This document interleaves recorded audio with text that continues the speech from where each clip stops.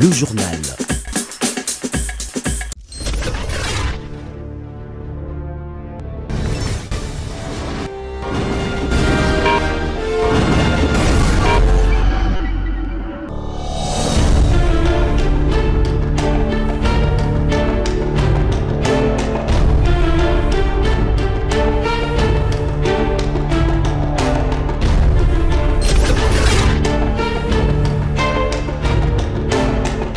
Merci de faire confiance au journal de la ville, mesdames et messieurs. Voici les sommaires. Hausse du prix du ciment à Kinshasa suite à la grève déclenchée par les chauffeurs des véhicules poids lourds œuvrant sur la RN1.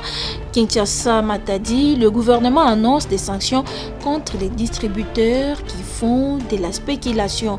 C'est tout pour les sommaires, mesdames et messieurs. Encore une fois, bienvenue dans ce journal.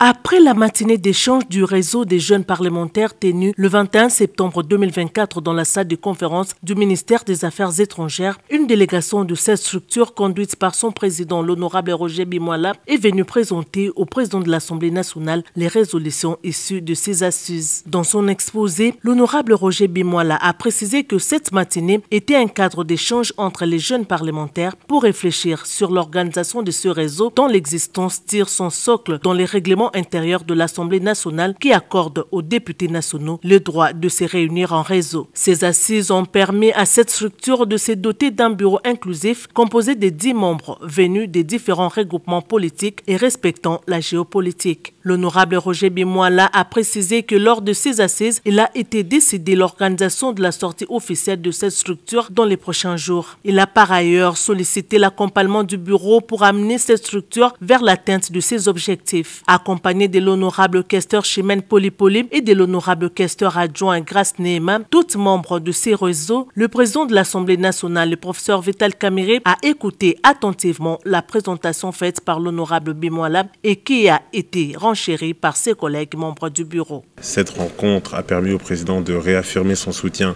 au seul et unique réseau des jeunes parlementaires de cette 4e législature. Et durant cette rencontre, nous avons également pu lui faire la restitution de la matinée, de la rencontre d'échange entre jeunes parlementaires qui s'est tenue il y a peu. Et nous avons également présenté des ajustements que nous avons faits au niveau de notre bureau, au niveau du bureau du réseau des jeunes parlementaires, qui est à présent un bureau équilibré, qui représente les jeunes parlementaires avec la représentation de la femme. Nous avons 4 femmes au sein du bureau. Nous avons également un poste pour l'opposition. Nous avons les plus grandes familles politiques représentées au sein du bureau du réseau des jeunes parlementaires et c'est ceux que nous voulions présenter au président. Nous restons ouverts, bien évidemment, à l'ensemble des jeunes collègues qui souhaiteraient adhérer à notre réseau et nous sommes dans un esprit d'échange. C'est ça qui fait même l'ADN des jeunes parlementaires. En bon père de famille et du haut de son expérience parlementaire, le speaker de la Chambre basse du Parlement a prodigué des conseils à ces jeunes députés nationaux pétris d'ambition. Il les a tous invités à prendre pour modèle les aînés qui ont excellé dans la pratique parlementaire, car ils représentent, a-t-il souligné, la relève de demain. Il les a également invités à faire l'inventaire de l'expertise des uns et des autres afin de faire profiter valablement l'Assemblée nationale de leurs compétences. Pour finir, il a félicité le travail abattu par ce réseau en quelques jours. Le professeur Vital Kamerhe s'est dit disponible à s'impliquer dans l'accompagnement de ces réseaux.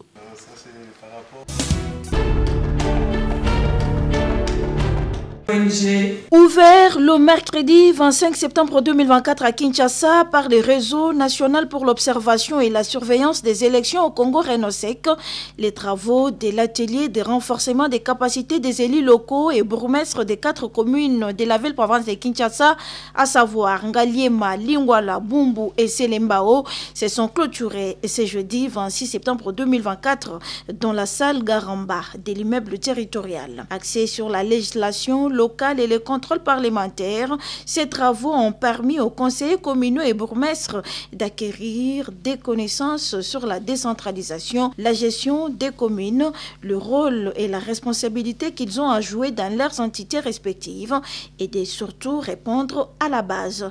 Ils s'expriment. Bon, nous sommes très contents parce qu'ils nous ont aidé vraiment à comprendre les missions qui est les nôtres et surtout les défis qui nous attendent pour voir comment y apporter solution. Nous allons nous mettre au travail pour être redevables vis-à-vis de cette population qui nous a donné mandat et aux différents bourgmestres de nous surpasser. Nous devons nous mettre ensemble sur une même table pour essayer de mettre en place des stratégies.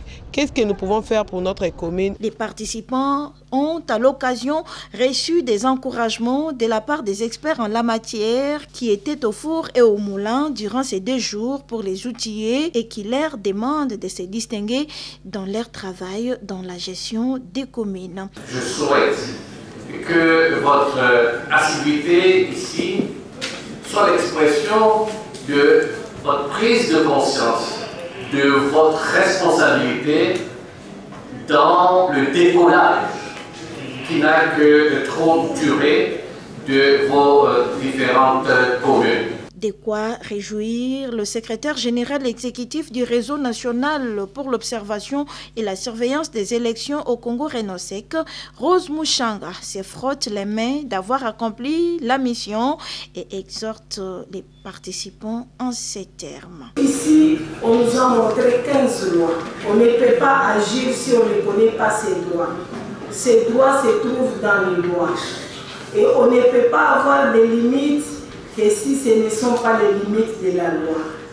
Et même cette parcelle de collaboration, c'est toujours la loi. Nous allons nous comporter comme des vrais citoyens qui agissent selon la loi. Tout est bien qui finit bien. C'est avec l'appui des DIARI que les travaux de cet atelier en faveur des élus locaux et bourgmestres des 4 communes de la ville de Kinshasa ont été rendus possibles par les Renosec.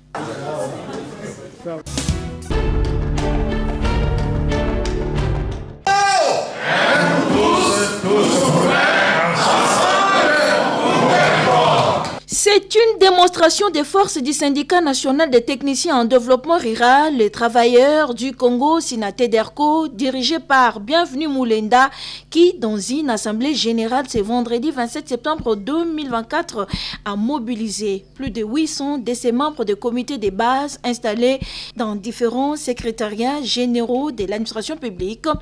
Les informer et les former sur la position du Sinatederco face aux élections syndicales qui pointent à l'horizon.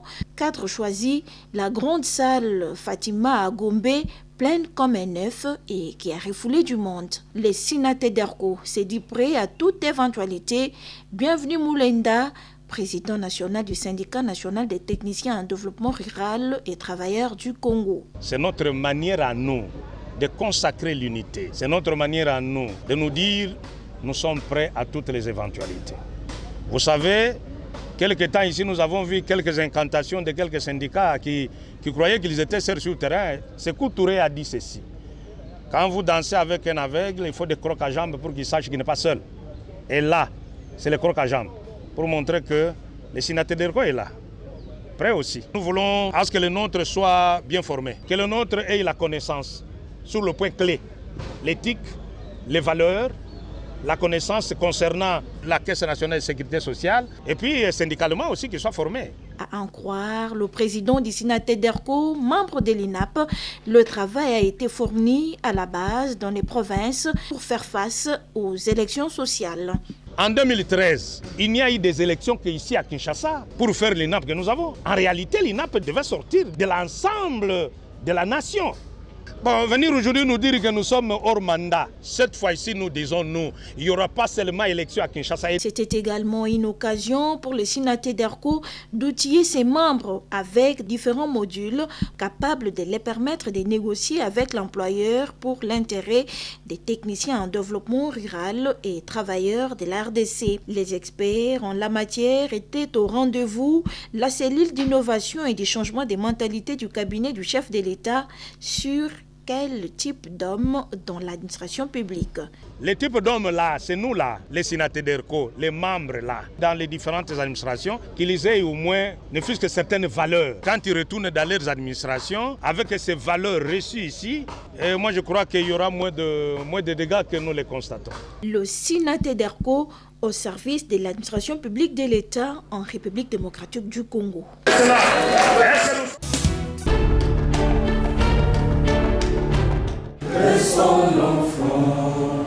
Contribuer à rendre capables les citoyens à participer et à contribuer au développement de leur commune, c'est sous ce thème que l'Union nationale des jeunes acteurs des changements UNAJAC a procédé à la cérémonie de remise des prix Congo Mboka-Nangai aux personnalités qui ont excellé dans leur commune en apportant un changement positif. Cette cérémonie se veut un cadre d'excellence voulant inciter la société congolaise, communauté locale, gouvernants et gouvernés, ainsi que toutes les forces vives à embrasser cette dynamique visant à participer activement au développement de nos communes, des territoires en particulier, ainsi que toute la République en général. Congo Mboka-Nangai est un projet qui vise à centraliser les développements vers la communauté. L'acteur principal, la personne qui développe un milieu et celle qui habite dans un milieu.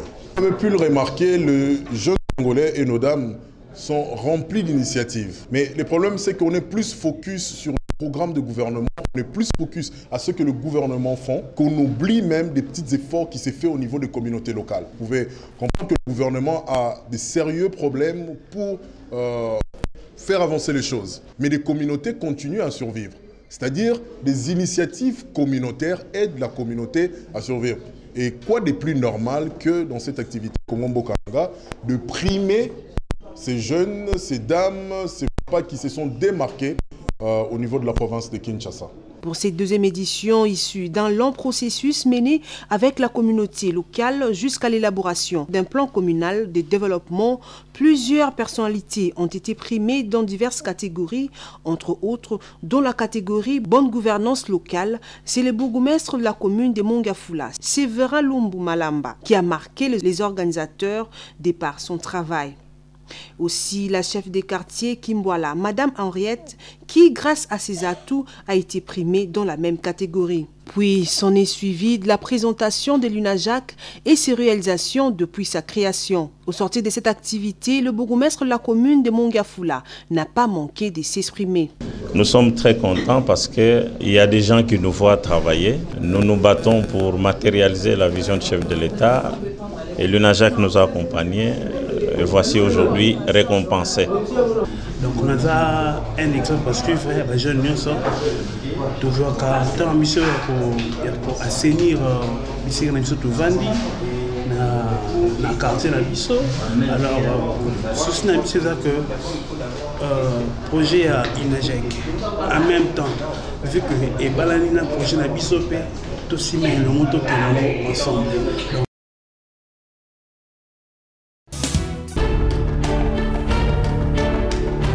Qui sont venus par arrêter. Débuté le 23 septembre 2024 à Kinshasa au siège du CIRAP, l'atelier de formation sur la sécurité sociale ainsi que les métiers de la Caisse nationale de sécurité sociale des agents publics de l'État, CNSAP, a été sanctionné ce jeudi 26 septembre, organisé par le syndicat interministériel de la réforme de l'administration publique CIRAP en collaboration avec la CNSAP. Cet atelier a permis aux participants d'enrichir leurs connaissances sur le fonctionnement de la CNSAP, son rôle, mais aussi de contribuer pour le développement de cette caisse qui va garantir leur retraite. Ils s'en sortent satisfaits. Je suis convaincu que tout ce qu'on a demandé à tout le monde de faire, je participerai même dans d'autres formations qui viendront prochainement. Oui, le plus grand message que je vais rapporter à la base, c'est de se préparer vraiment à partir de maintenant pour leur retraite. Préparer aussi leur famille à connaître la CNSAP. Le président d'ICIRAP, l'ingénieur Paul Yapai Makengo, l'un des piliers de construction de la Caisse nationale de sécurité sociale des agents publics de l'État, CNSAP, revient sur l'importance de cette formation. On a enlevé les équivoques à ce qui concerne les différentes prises en charge et les différentes prestations que la CNSAP organise en faveur des agents de carrière de service public de l'État. Au jour d'aujourd'hui, tous les agents de carrière de service public ont compris maintenant la valeur et la quintessence de la Caisse nationale de sécurité sociale de l'agent public. Comme ils nous coupent sur nos salaires, sur nos primes, c'est pour garantir notre avenir après retraite. Je vais vous informer que depuis la Première République, Deuxième République, les fonctionnaires n'avaient pas cette sécurité sociale comme c'était la CNSS à l'époque. Et la personne qui vous parle, il est parmi les piliers de la construction de cette caisse où nous avions sillonné l'ensemble d'autres pays voisins et en Europe pour aller s'enquérir du fonctionnement de la caisse afin de l'implanter en République démocratique. Il encourage les participants de vulgariser les notions apprises à la base. Ils ont acquis les nouvelles connaissances, ils étaient informés et formés, ils deviennent des formateurs et des formatrices pour vulgariser les notions apprises à leurs collègues des différentes administrations respectives. Tout est bien qui finit bien. C'est par la remise des brevets aux participants que cet atelier de formation sur la sécurité sociale ainsi que les métiers nationaux de la SENSAP avec le CERAP s'est clôturé.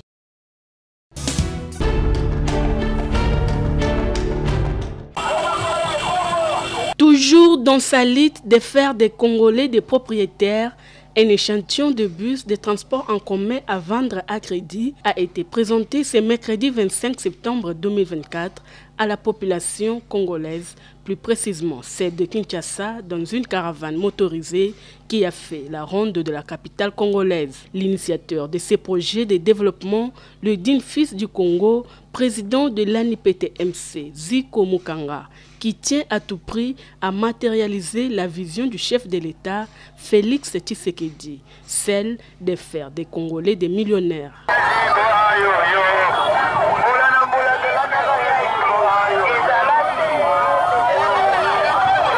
Le go a été donné à la 7e rue Limité en passant par la route poids lourd tout en longeant le boulevard du 30 juin, Kitambo Magasin, puis la commune de Ngaliema avec tous ses quartiers, Mongafula, Rompoingaba, Ndili Brasserie et autres. Partout où le cortège est passé, les dépliants avec mention Koma Kololo Pango ont été distribués par les membres de l'ANIPTMC à la population congolaise. L'on pouvait constater de l'affection et considération des Congolais pour celui qui les offre une lueur d'espoir et un ouf de soulagement.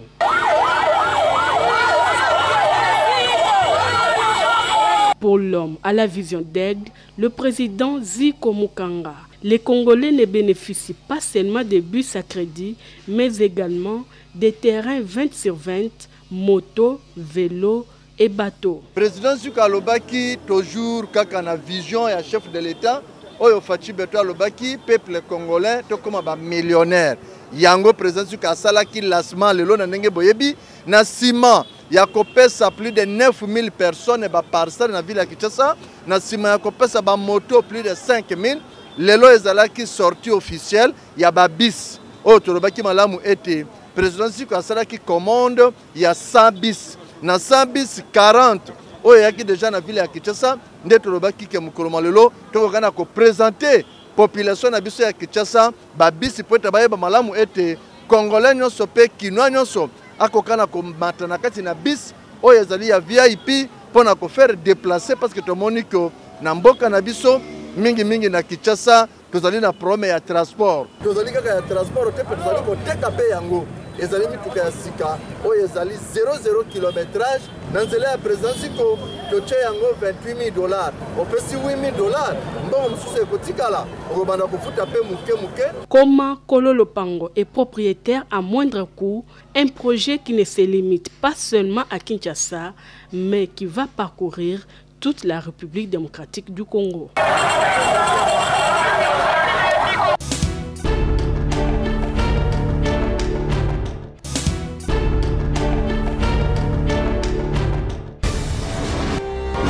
Nous sommes arrivés à la fin de ce journal de la ville, mesdames et messieurs. Merci de l'avoir suivi. Le prochain rendez-vous est fixé pour ce samedi et d'ici là, portez-vous bien.